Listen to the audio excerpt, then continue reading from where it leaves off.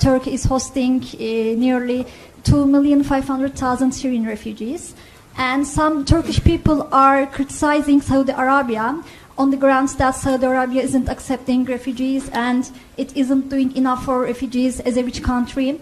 And as you said, there is a responsibility. You said that Saudi Arabia has a responsibility in terms of it's the center for Islam. So some Turkish people are also saying this. It's an Islamic country, so why isn't it doing enough for Syrian refugees?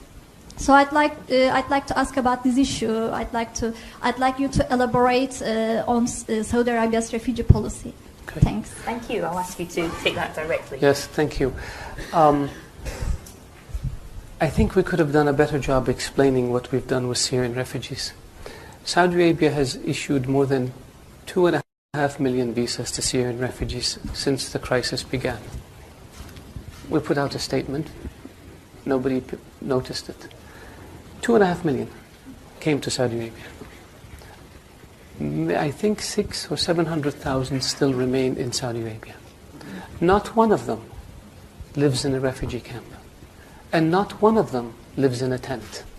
Because the custodian of the two holy mosques ordered that all Syrians who come to Saudi Arabia be provided residency permits so they can send their kids to school, so they can have access to medical care, and they can have access to social security, and they can get a job. We don't have one Syrian. Of all the Syrians who came to Saudi Arabia, 2.4 million, not one of them lives in a tent. And the same thing we did with Yemenis. Since the war in Yemen began, almost 1 million Yemenis came to Saudi Arabia as refugees. And the same policy was applied to Yemenis. Not one of them lives in a refugee camp, and not one of them lives in a tent. And we don't brag about it, and we don't put TV cameras in front of them, because that, to us, is what our culture is all about. These people came because their homes were devastated. They came seeking refuge and shelter and safety in Saudi Arabia, and we provided for them.